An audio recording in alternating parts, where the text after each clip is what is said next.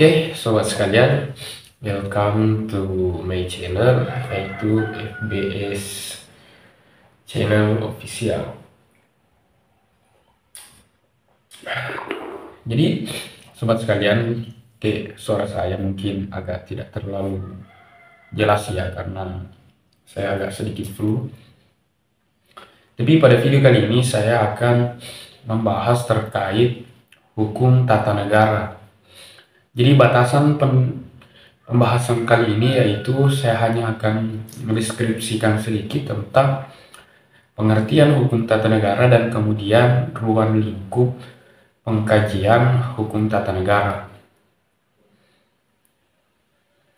Nah, sobat sekalian, hukum tata negara ini adalah ilmu hukum yang banyak diminati oleh kalangan mahasiswa pada hari ini. Nah, hukum tata negara itu terdiri dari 3 kata, yaitu hukum, tata, dan negara. Nah, pertama kita akan membahas tentang hukum. Nah, pendefinisian tentang hukum itu sangat beragam sehingga tidak ada satu kesepakatan oleh para pakar hukum bahwa ini definisi hukum yang sesungguhnya. Nah, di sini saya akan memberikan sedikit pengertian tentang hukum yang sejauh ini saya pahami. Hukum itu adalah sekumpulan peraturan yang bersifat memaksa yang menentukan tingkah laku manusia dalam bermasyarakat. Nah, posisi hukum ini sebagai instrumen yang memberikan keteraturan antara individu satu dengan individu lain untuk hidup berkelompok yang disebut dengan masyarakat. Nah, hukum ini berperan untuk menjaga keteraturan supaya individu satu tidak mencederai hak-hak individu yang lain, begitupun sebaliknya. Jadi, peran penting hukum ini selain daripada sifatnya memaksa, dia juga memiliki sifat mengatur dan mengikat pada suatu wilayah tertentu. Nah, kemudian yang selanjutnya yaitu tata. Tata ini dalam Kamus Besar Bahasa Indonesia saya mengambil 2 pengertian, yaitu tata ini memiliki sifat menyusun ataukah terkadang diartikan sebagai sebuah sistem. Kemudian kita masuk ke pengertian negara. Negara itu adalah organisasi kekuasaan yang berdaulat.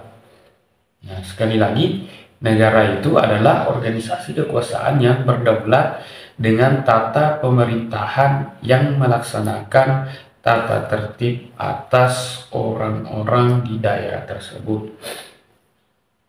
Nah, negara ini adalah organisasi yang berdaulat. Nah, tentu negara ini memiliki unsur-unsur pokok yang harus terpenuhi sehingga bisa dikatakan sebagai sebuah negara. Nah, negara itu memiliki 4 unsur. Yang pertama, negara harus memiliki rakyat. Nah, kemudian yang kedua, negara harus memiliki wilayah.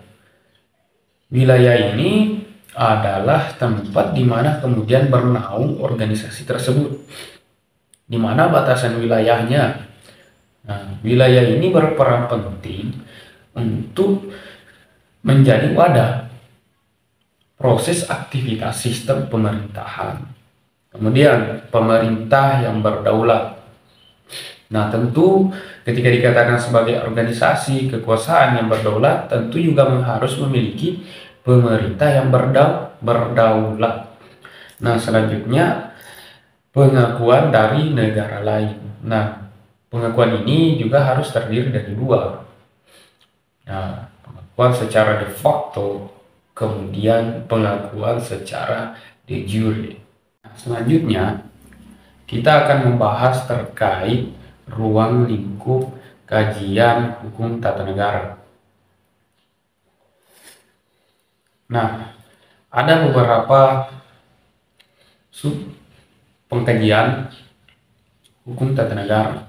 Nah, tentu batasan pengkajian itu akan menjadi titik fokus di mana kajian atau ruang lingkup tata negara itu difokuskan. Nah, ruang lingkup yang pertama adalah susunan dari jabatan lembaga negara. Nah, pengkajian yang pertama ini dia akan mengkaji terkait susunan dari jabatan lembaga negara, bagaimana struktural, susunan jabatan di dalamnya. Kemudian yang kedua adalah penunjukan mengenai pejabat lembaga negara.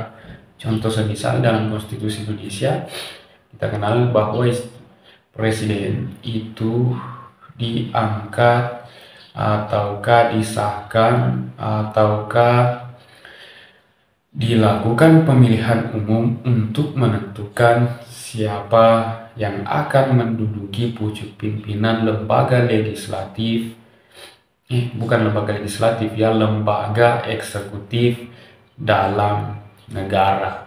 Kemudian yang selanjutnya dia akan mengkaji terkait tugas dan kewajiban lembaga negara. Nah, selanjutnya dia akan mengkaji terkait batas kewenangan antara lembaga negara. Nah, saya kira sobat sekalian, itulah tadi ruang lingkup kajian hukum tata negara. Jadi kepada sobat sekalian yang baru bergabung di channel ini, jangan lupa subscribe channel ini.